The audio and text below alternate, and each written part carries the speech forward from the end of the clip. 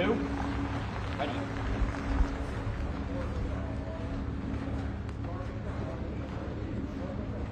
We're in. Open the door. Ready. Doors. Ready. Pop. Ready.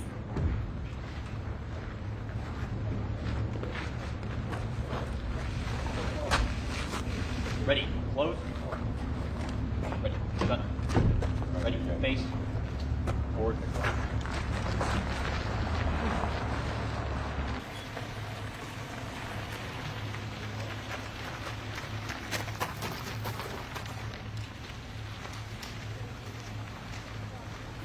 President Biden, what's your message? What's your message to China today?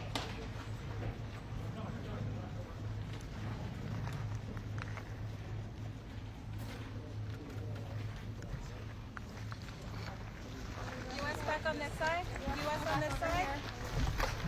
U.S. back. 10 or 12 years. And to host you in the United States is a great honor and a pleasure, particularly as it relates to our summit today and for the APEC leaders meeting this week. Look, this time of year, about a year and a day ago, we met in Bali on the sidelines of the G20. Since then, key members of our teams had important discussions on issues matters to both our nations and to the world. But as always, there is no substitute to face-to-face discussions. I've always found our discussions straightforward and frank, and I've always appreciated it. Mr. President, we know each other for a long time. We haven't always agreed, which was not a surprise to anyone. But our meetings have always been candid, straightforward, and useful.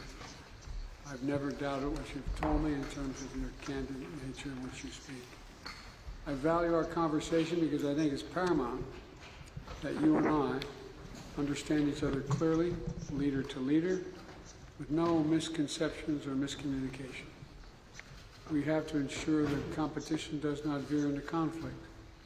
And we also have to manage it responsibly, competition. That's what the United States wants and what we intend to do. I also believe it's a world wants for both of us, candid exchange.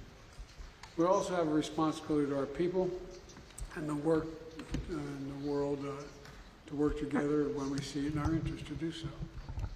And a critical global challenge that we face, from climate change to counter-narcotics to artificial intelligence, demand our joint efforts. So I look forward to beginning this discussion, and I welcome you, and the floor is yours, Mr. President. And again, welcome back.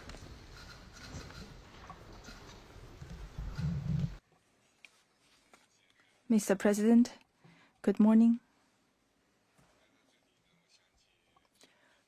Coming here, I think of your trip to China. When I was the Vice President of China, we had a meeting. It was 12 years ago. I still remember our interactions very vividly, and it always gives me a lot of thoughts. Last time we met in Bali, you said it was a year and a day ago. A lot has happened since then.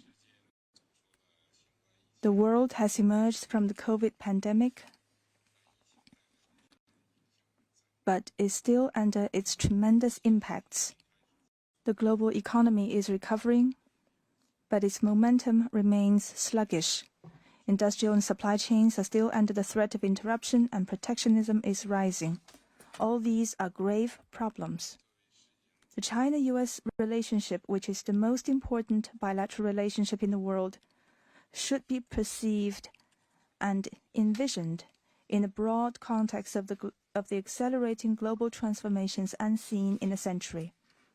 It should develop in a way that benefits our two peoples and fulfills our responsibility for human progress. China-US relationship has never been smooth sailing over the past 50 years or more, and it always faces problems of one kind or another.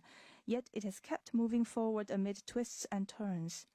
For two large countries like China and the United States, turning their back on each other is not an option. It is unrealistic for one side to remodel the other, and conflict and confrontation has unbearable consequences for both sides. I'm still of the view that major country competition is not the prevailing trend of current times and cannot solve the problems facing China and the United States or the world at large. Planet Earth is big enough for the two countries to succeed, and one country's success is an opportunity for the other. It is an objective fact that China and the United States are different in history, culture, social system, and development path.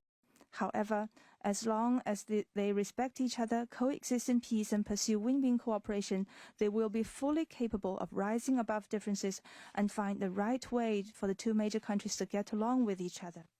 I firmly believe in a promising future of the bilateral relationship. Mr. President, you and I, we are at the helm of China-U.S. relations. We shoulder heavy responsibilities for the two peoples, for the world, and for history.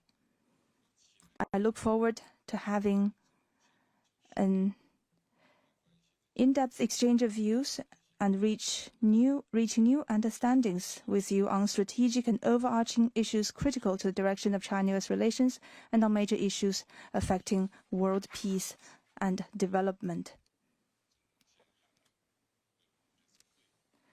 I wish to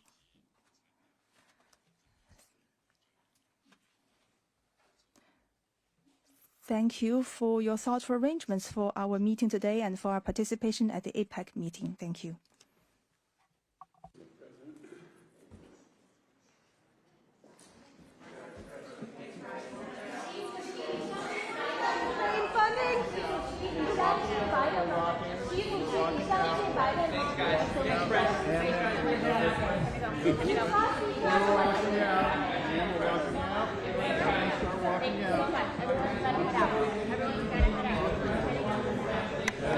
Pick it up, heading out that way, guys.